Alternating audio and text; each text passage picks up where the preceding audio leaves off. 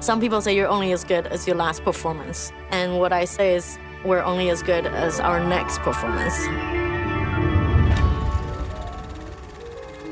My mom's a dancer and first brought me to her rehearsals when I was 6 years old. And I still remember it was a song by Tchaikovsky, and I was just completely blown away by its beauty. I was so moved by the melody or harmony, I don't even know what it was. I feel like I know him, I feel his presence.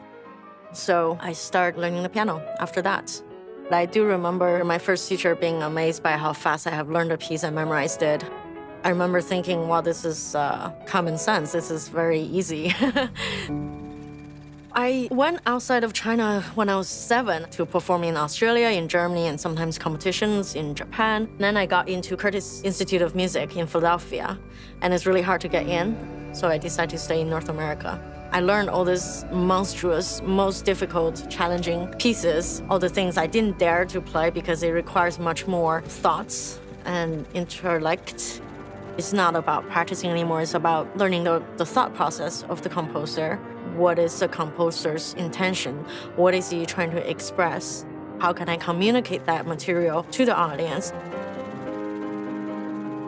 Composers spend hours and hours writing those pieces, so it's only right for us to spend years decipher the meaning of the pieces. The biggest challenge I had in my life is the Hammerklavier I learned when I was 29. It's the longest piece, 50 minutes length. And to grab people's attention, to keep my own concentration for that long is completely rare in nowadays. I think it's the most painful and most soul-searching music out there. Every movement is technically and emotionally charged, but the hardest part he kept until the last 15 minutes, and it's a fugue, which is the most difficult. We call that the Mount Everest. I had climbed that last year, and I'm still savoring that satisfaction now.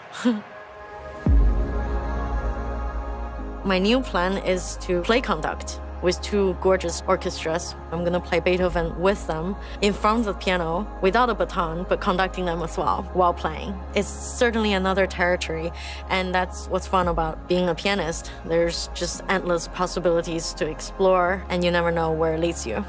I'm so lucky to never have to work in my life because this thing that brings meaning and purpose to life is what I do.